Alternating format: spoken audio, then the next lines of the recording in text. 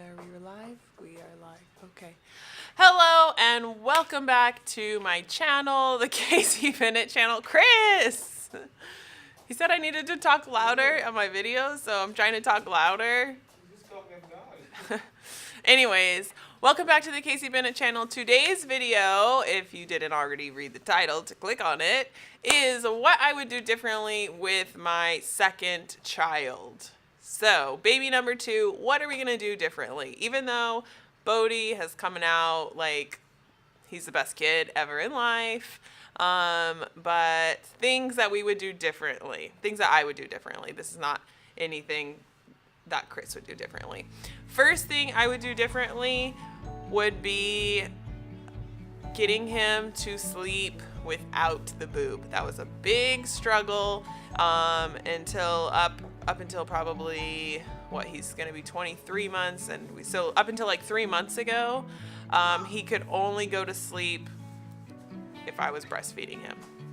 So, and towards the end, he wasn't for probably a few months before that, he wasn't feeding in order to eat, for his nutrition. He was just doing it as a comfort thing. That's what he was used to. That's how he would go to sleep. So with baby number 2, I'm definitely going to try to make sure that in the beginning, before they know any different, that they're falling asleep on their own without the boob in their mouth. So and the whole thing that kind of started with him is if you don't know, we co-sleep, and he's been co-sleeping basically since the beginning. The first few days we tried to go do it without it, and then once we were okay, let's try it, and it was thank you, this is a miracle, we're actually getting sleep. So since then he has co-slept, and so when you're co-sleeping and breastfeeding in the middle of the night, they're just next to you, and I could just put my boob in, and then he would just feed, and this is when he's little, so he's waking up in the night to feed. He would feed and then just fall asleep with the boob in his mouth. That was the mistake. So we will still co-sleep with the second kid, which that'll be in another video of things that I will do again with the second child. So we'll still probably co-sleep with the next kid, but I'm gonna try and make sure anyway that he doesn't have the boob in his mouth once he's asleep. So it's okay if he falls asleep nursing, but then I'm gonna unlatch him and make sure that they're sleeping on their own, him or she, whoever, that they're sleeping on their own, because I just think down the road it's going to make him transitioning into going to sleep on his own, when they get older and they don't need to be feeding throughout the night. It'll make it easier for them to, one, sleep through the night, to fall asleep on their own without the boob, and just everything will be easier, I think. So that's the first thing I'm going to do. Second thing I would change, sorry, I have my notes down here. What I would do differently with the next kid is creating a nighttime routine. So that's something that we still don't have with Bodhi, and I know all the help your baby sleep things are set up a nighttime routine, things that he knows we're doing these things in this order, and then that means it's nighttime. So because he still sleeps with me, he still has to have me to go to sleep, or somebody with him to go to sleep. It's not like we just put him down in his crib or in our bed and then, all right, good night, give him a kiss and walk out and he goes to sleep on his own. We're not to that stage yet. So I think that setting up a nighttime routine early on with the next kid, and also with Bodhi, is something that we will do differently, and we will try to start implementing with Bodhi. So for the first some months we were doing good with he would read his books at night, and then when we would go to sleep. So, and sometimes we still do that. It's just that's kind of that's all the routine that he has. So it's not he eats dinner, then we put him in the bath, and then we read a book, and then he goes down. That would be ideal. So I think that's what we will try to implement. That will be his nighttime routine, because right now he plays a lot. He's playing with his hockey sticks and his basketballs. I don't want to say it too loud because he's over there, but he does a lot of playing. He's still the TVs are on, he's watching his iPad and stuff, and then all of a sudden it's okay, it's your bedtime, brush your teeth, take you to the room, and then try to get him to calm down. So I think the routine will kind of once he eats dinner, the TV goes off, then he takes a bath, and he doesn't have any iPad or TV, and then we're reading our books, and then he'll go down. So that's what I want to do for the next child better. And last thing that I have listed, I'm sure there's other things that I could think of, but I wanted to keep this that I will do differently is this kind of goes along with the first thing, but to get the child napping on their own.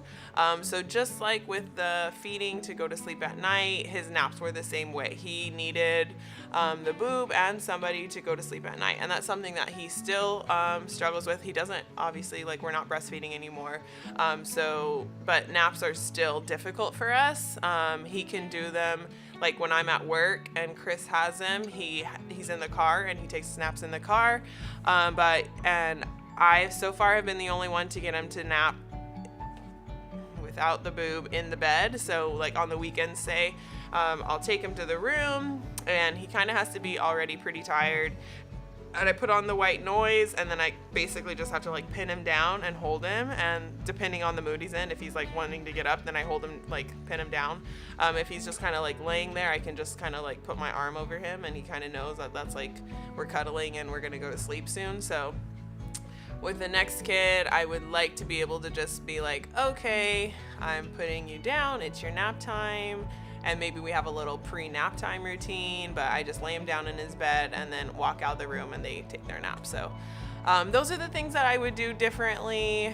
Like I said, there's not too many things because I think we did a pretty good job with him, but it's like those little sleepy time things and him kind of being like dependent on me for sleep. It makes it hard because we don't have been basically like our evenings. My evening ends when it's time for Bodhi to go to bed, and it would be nice if I could just put him down and then like me and Chris could have like the evening time together.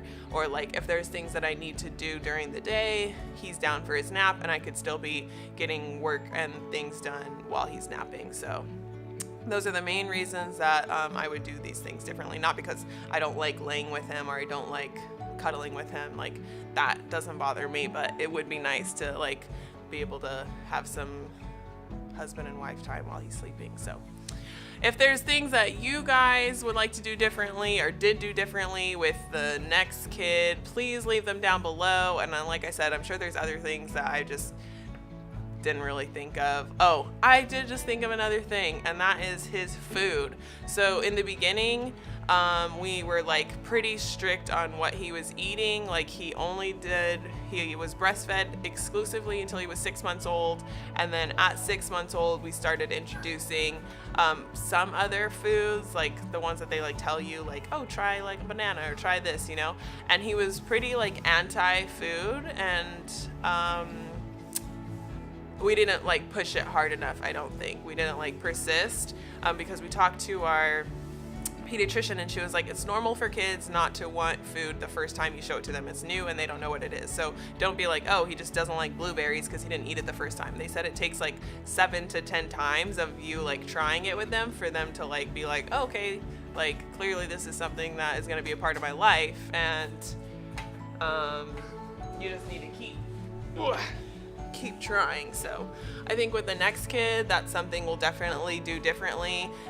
We will try to push the fruits. We'll try to push the fruits and vegetables continuously until like that's normal. Because now he likes like cereal and granola. Basically, he likes carbs and he likes cheese. And he'll eat like some applesauce, like the pouchy stuff, but he's not like, he doesn't eat fruit on his own. He doesn't eat like, I don't know, a lot of vegetables that kids eat, like peas. He doesn't eat peas. So yeah, that's something we will do differently with the next kid. Just try to keep pushing those food, because the foods that he does eat is like pizza. I can't even think of other things that he eats. Tortillas. He sometimes does eggs. So anyways, you get what I'm saying. So leave what you guys did differently or will do differently with the next kid down below. I'm very interested to hear, and I will be doing a video on what we will be doing the same, because we did do a lot of things right, I think, this time as well. So if you enjoyed this video, please click subscribe and click the thumbs up if you liked it. If you want to get notifications, click the little bell. And make sure to check out my website, www.lovejamesmarie.com. We have pillows, we have tapestries, we have shirts, hats, we have tons of stuff, random things that we love. We have our blog on there. We have like some travel articles. So check it out. I would appreciate it. And I will see you guys later. Ciao.